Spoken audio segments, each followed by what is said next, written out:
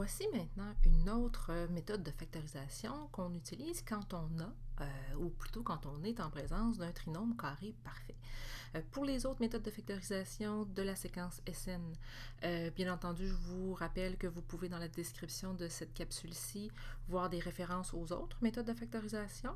Mais pour revenir au trinôme carré parfait, c'est un trinôme assez particulier, c'est-à-dire que c'est un trinôme formé d'éléments spéciaux.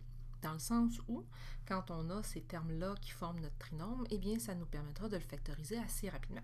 Alors, qu'est-ce que c'est qu'un trinôme carré parfait? Un trinôme carré parfait, bien entendu, c'est un trinôme, donc formé de 3 termes. Et ce trinôme-là a, au départ et à la fin, des termes carrés, donc des nombres carrés. On aura donc comme coefficient du AX2, du terme AX2, un nombre carré, donc positif et non nul, et le terme C, le terme constant à la fin de notre trinôme, sera aussi un terme carré. Donc, ce qui est important de s'assurer, de vérifier, c'est qu'on a bien au départ un terme A et un terme C qui sont des carrés.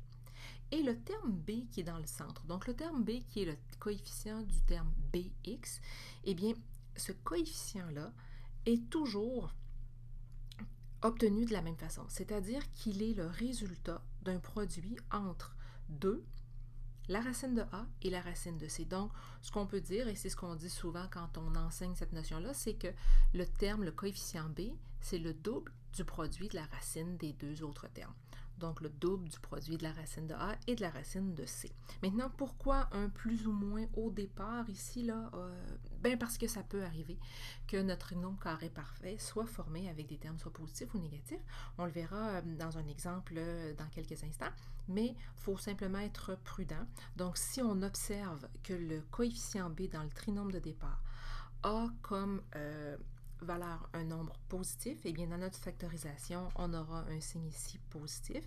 Et si plutôt ce qu'on a, c'est un coefficient qui est négatif, donc si jamais ici j'avais un moins, eh bien j'aurais dans ma factorisation le signe négatif qui l'emporterait.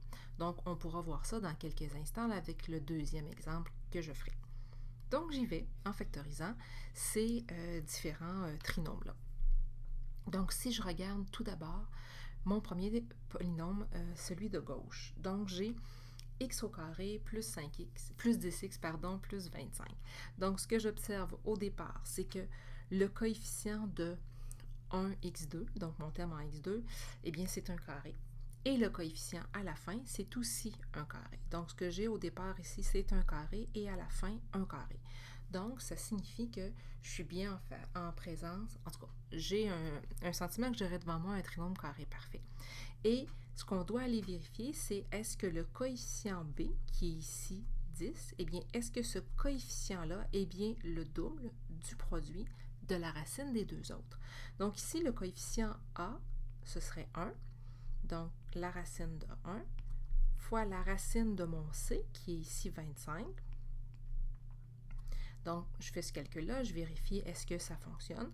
Donc, 2 fois 1 fois 5, puisque la racine de 25, c'est 5. Alors, 2 fois 1 fois 5, ça donne bien 10. Et là, le signe qui l'emportera dans ma factorisation, ce sera un plus, donc une addition. Pourquoi? Bien parce que le 10 est bien positif quand j'ai calculé. Donc, quand je vais faire cette factorisation-là, ce que je vais faire, c'est donc écrire que ma factorisation, ce sera un binôme carré. On appelle ça un carré parfait parce que la factorisation pourrait à la limite se représenter à l'aide d'un carré qui aurait comme dimension de côté le même binôme algébrique. Donc, j'y vais pour ma factorisation. Donc, je vais avoir un binôme avec un plus au centre. Pourquoi un plus? Je rappelle, c'est le même signe que ce que j'avais dans mon trinôme dans le terme central.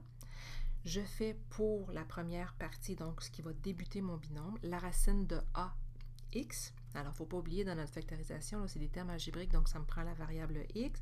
Donc, la racine de A, c'est 1. Donc, j'aurai 1x plus 5. Et pourquoi j'aurai 5? Parce que la racine de 25, c'est 5. Donc, si je faisais, par exemple, x plus 5 au carré, et je faisais vraiment le calcul, donc le déploiement de tout ça algébriquement, j'obtiendrais à la fin un trinôme simplifié, x carré plus 10x plus 25. Voici maintenant le dernier exemple, mais avec cette fois-ci, comme je vous le disais, un cas un peu particulier, là, pas difficile en soi, là, mais simplement il faut se méfier puisqu'on a dans notre terme central un B qui est négatif. Donc, tout d'abord, j'observe que c'est bien un trinôme.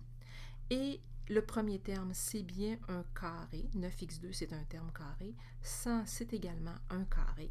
Et je vais aller vérifier, est-ce que le B qui est dans mon polynôme, c'est bien un terme qui est obtenu en faisant 2 fois la racine du premier coefficient, donc le coefficient de x2, 9, fois la racine du coefficient du C, donc 100.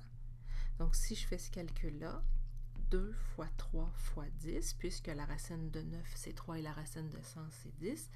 Alors ici, je vais bien obtenir un B qui vaut 60. Maintenant, parce que le signe ici est négatif, ça veut dire que quand je vais faire ma factorisation, donc mon binôme au carré, j'aurai le même signe. Donc, une soustraction entre les deux.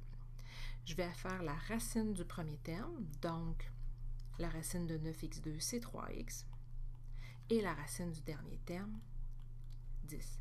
Donc, une fois que mon polynôme est factorisé, j'obtiens un binôme au carré. Donc, le trinôme carré parfait, là, c'est un trinôme qui possède cette propriété-là entre ces termes.